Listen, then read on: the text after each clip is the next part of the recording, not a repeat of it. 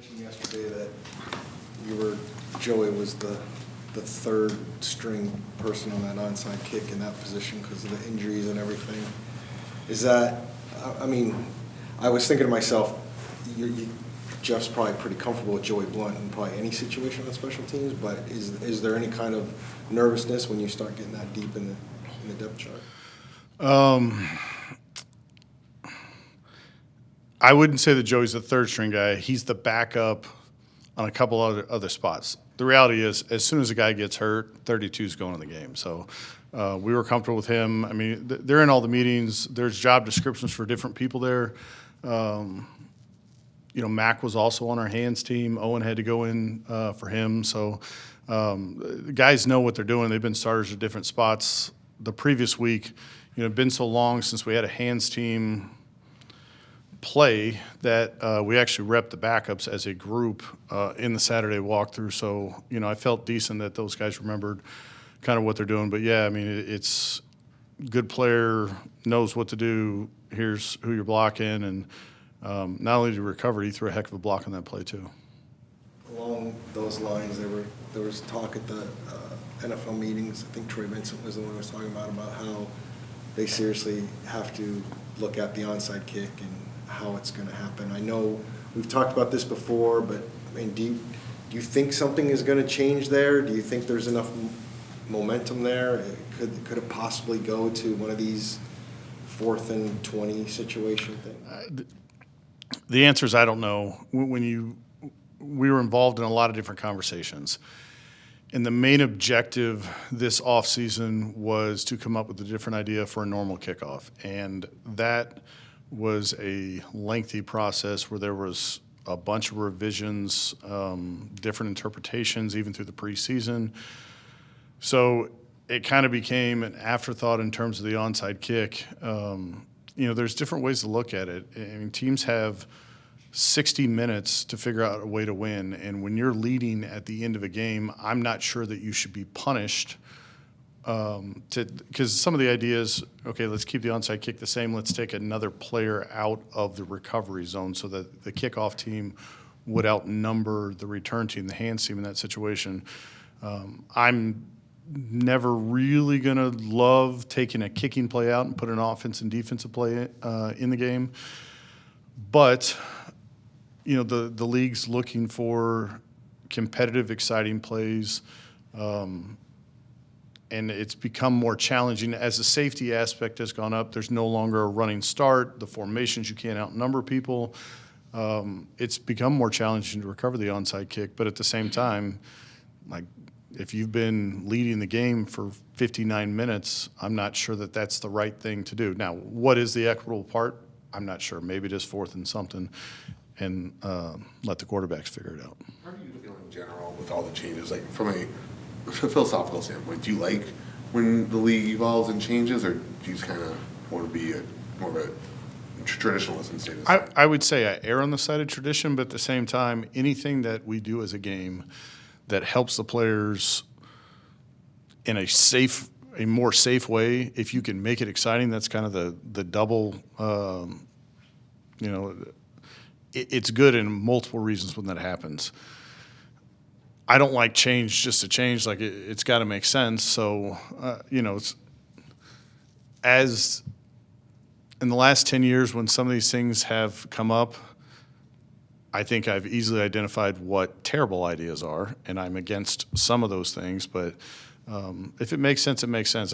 Most of the things that they have done come from a player's safety aspect, and that's always the right thing to do. With the Joey situation, as they're driving and it's looking like they might score and knowing they'll probably try an onside kick, is there that advanced thing, hey, if we go to that, here's where you will be, because you know that not just at the last second? Well, we went through it twice. So the way the rules are now, it's got to be the 4th quarter. You got to be trailing, and you have to declare whether it's an onside kick. So they scored with 12 minutes left or something, and it was a 2-score game. There are some teams, I think Detroit did it last week. There's some teams that are going to onside kick in that situation. So as those drives are happening, once it becomes the 4th quarter, if we get into a hands team, it's not just Joey, it's all the guys across the board, because there's several members of the hands team who are not on our kickoff return group. There's some that are, like if I called kickoff return or hands, 5 or 6 of the guys are going to be the exact same people. But you're trying to remind all of the other guys and go through any of those things. It helps when it's not a defensive starter, because anytime the team is driving, you can't get to those guys. They're on the field. But Joey happened to not be on the field. The offensive guys happened to not be on the field. So we had covered it a couple game minutes earlier than that, but in real time, probably 15, 20 minutes before that. Do you have a sense that all of the kickoff rule trickled down to college and even high school levels? Do you get any calls from coaches about how to put it together? I don't have a sense for it. I would say that history shows that those ideas will float up and down. Like the fair catch on a kickoff became a collegiate rule before it became an NFL rule. I think it still exists in college. It's out of our game. I thought that was a good choice this year to take that out of the game. Most things that happen at the NFL level do have a trickle down. Whether it gets to high school or not, I'm not sure, but there always seems to be some difference. Like there's the setup zone, right? There's the landing zone. How many high school kids can consistently put it, that far down the field? So is it the 20-yard line, the 25, the 30?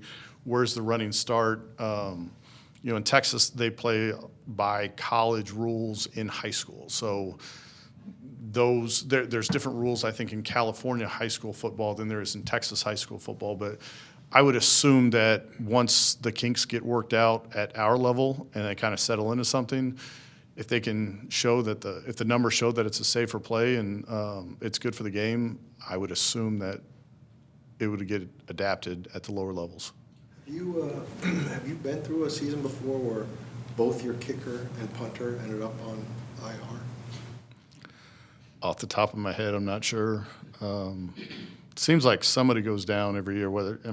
It's been a snapper, it's been a punter, it's been a holder, kicker. It's just kind of the luck of the draw sometimes. I'm not sure, but I'll think about it. Go ahead. How pleased were you with the way Chad handled everything, had a good game, and especially getting accustomed to a new holder in only a few days? Yeah, when you make all your kicks, it's usually a good thing. So those guys did a good job throughout the week of communicating, how do you want the ball? Here's what I'm used to, those types of things. And we got a couple of kicking sessions in, so felt like it's never solved within a week. There's still things that we've got to continue to get comfortable with, but all those kicks in the game were good. How did you feel with Pilardi just as a punter? Yeah, I thought he did what we asked him to do. Every game is different.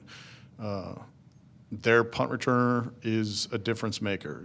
He's leading the league in return yardage, so punting the ball 60-yard line drives to try and flip field position was not it's not in anybody's best interest to do against that particular player. So we emphasized directional punting and kind of covered and punted a little different last week than what we had previous to that.